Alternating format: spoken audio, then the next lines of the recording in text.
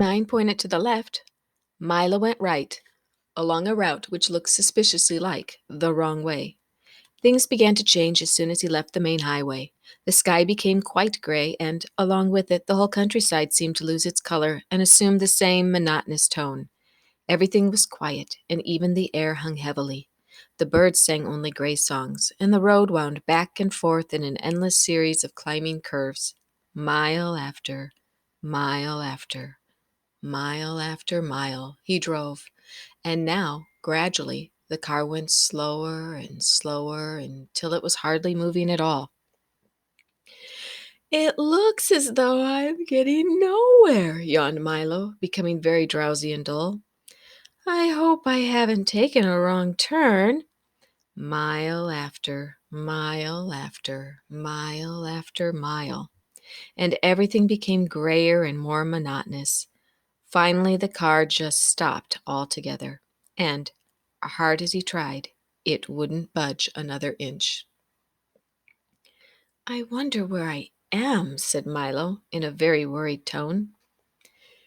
You're in the Doldrums, wailed a voice that sounded far away. He looked around quickly to see who had spoken. No one was there, and it was as quiet and still as one could imagine. Yes, the Doldrums, yawned another voice, but still he saw no one. What are the Doldrums? He cried loudly and tried very hard to see who would answer this time. The Doldrums, my young friend, are where nothing ever happens and nothing ever changes. This time the voice came from so close that Milo jumped with surprise, for sitting on his right shoulder so lightly that he hardly noticed was a small creature, exactly the color of his shirt. Allow me to introduce all of us, the creature went on. We are the Lethargarians at your service. Milo looked around and for the first time noticed dozens of them sitting on the car, standing in the road, and lying all over the trees and bushes.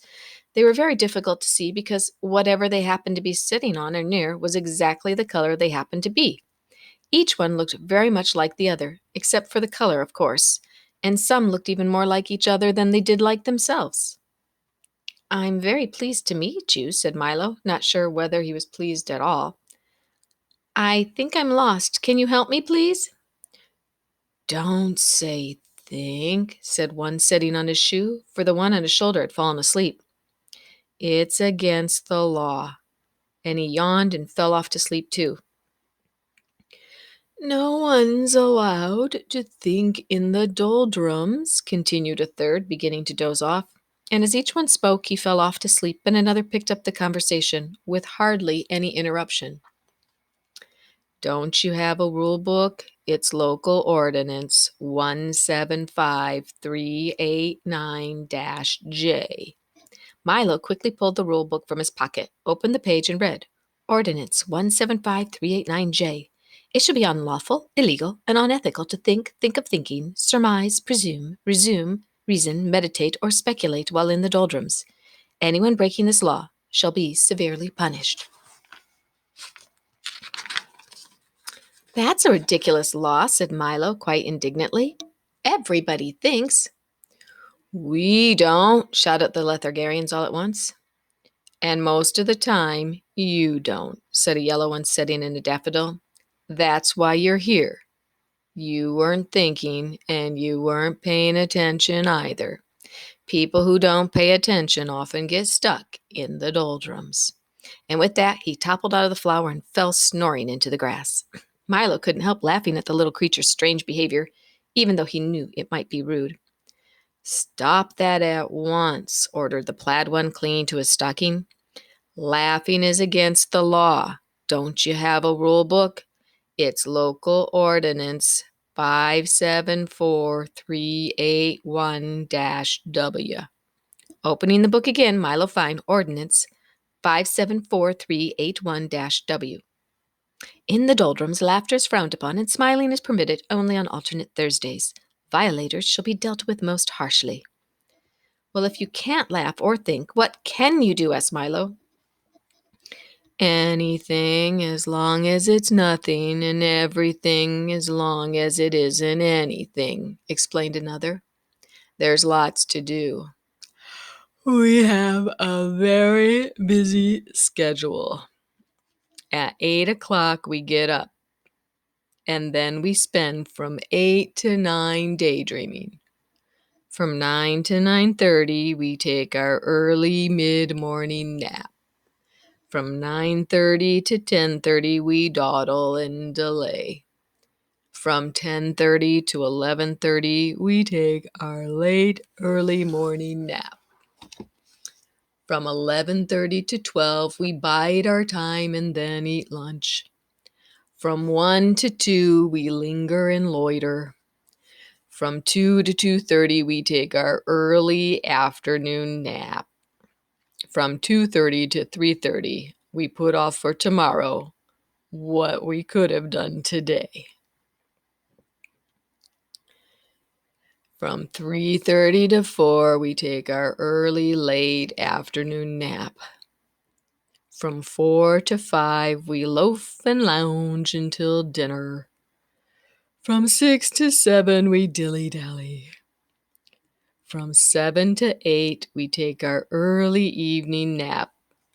And then for an hour, before we go to bed at 9, we waste time. As you can see, that leaves almost no time for brooding, lagging, plotting, or procrastinating. And if we stop to think or laugh, we'd never get nothing done. You mean you'd never get anything done, corrected Milo. We don't want to get anything done, snapped another angrily. We want to get nothing done, and we can do that without your help. You see, continued another in a more conciliatory tone, it's really quite strenuous doing nothing all day. So once a week we take a holiday and go nowhere, which was just where we were going when you came along. Would you care to join us? I might as well, thought Milo. That's where I seem to be going anyway. Tell me, he yawned, for he felt ready for a nap now himself. Does everyone here do nothing? Everyone but the terrible watchdog, said the two of them, shuddering in chorus. He's always sniffing around to see that nobody wastes time. A most unpleasant character. The watchdog, said Milo quizzically. The watchdog! Shouted another, fainting from fright, for racing down the road, barking furiously and kicking up a great cloud of dust, was the very dog of whom they'd been speaking. Run! Wake up! Run! Here he comes! The watchdog! Great shouts filled the air as the Lethargarians scattered in all directions and soon disappeared entirely. Exclaimed the watchdog as he dashed up to the car, loudly puffing and panting. Milo's eyes opened wide, for there in front of him was a large dog with a perfectly normal head, 4 feet, and a tail, and the body of a loud ticking alarm clock. What are you doing here? Growled the watchdog. Just killing time, replied Milo apologetically. You see, killing time? Roared the dog so furiously that his alarm went off. It's bad enough wasting time without killing it, and he shuddered at the thought. Why are you in the Doldrums anyway? Don't you have anywhere to go? I was on my way to Dictionopolis when I got stuck here, explained Milo. Can you help me? Help you? You must help yourself, the dog replied, carefully winding himself up with his left hind leg.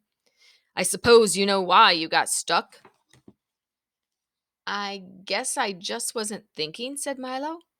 Precisely, shouted the dog as his alarm went off again. Now you know what you must do. I'm afraid I don't, admitted Milo, feeling quite stupid. Well, continued the watchdog impatiently, since you got here by not thinking, it seems reasonable to expect that, in order to get out, you must start thinking. And with that, he hopped into the car. Do you mind if I get in? I love automobile rides. Milo began to think as hard as he could, which was very difficult since he wasn't used to it. He thought of birds that swim and fish that fly. He thought of yesterday's lunch and tomorrow's dinner. He thought of words that begin with J and numbers that end in 3, and as he thought, the wheels began to turn. We're moving, he shouted happily. Keep thinking, scolded the watchdog. A little car started to go faster and faster as Milo's brain whirled with activity, and down the road they went. In a few moments, they were out of the doldrums and back on the main highway. All the colors had returned to their original brightness, and as they raced along the road, Milo continued to think of all sorts of things.